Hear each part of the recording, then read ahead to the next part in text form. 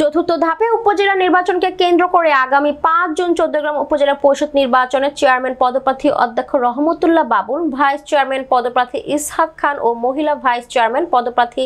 হাজেরা আক্তার ববি সহ ৩ প্রার্থী ভোটারদের বিভিন্ন প্রতিশ্রুতির মধ্য দিয়ে রবিবার সন্ধ্যা থেকে রাত পর্যন্ত শুভপুর ইউনিয়ন ধনিজ করা সরকারি প্রাথমিক বিদ্যালয় মাঠ প্রাঙ্গণে সাবেক রেল পথ মন্ত্রী মজিবুল হক এমপির নির্দেশনায় ভোটারদের সঙ্গে মত বিনিময় ও কর্মী সমাবেশ করে থাকেন প্রার্থীগণ। এই সময় প্রধান অতিথি হিসেবে উপস্থিত ছিলেন চৌদ্দগ্রাম পৌরসভা মেয়র GM মীর হোসেন মেরু,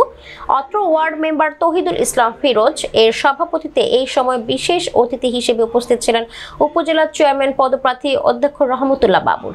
ভাইস চেয়ারম্যান পদপ্রার্থী ইসহাক খান, মহিলা ভাইস চেয়ারম্যান হাজেরা আক্তার ববি, স্বেচ্ছাসেবক লীগের কেন্দ্রীয় কমিটির উপদেষ্টা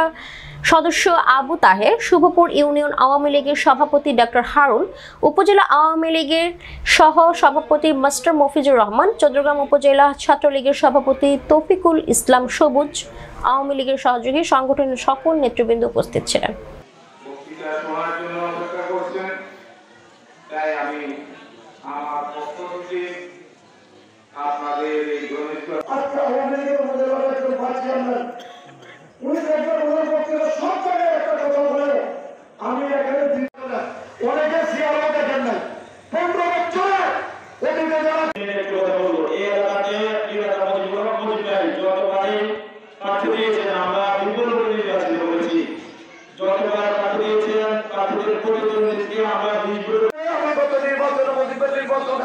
নির্বাচন চলাকালীন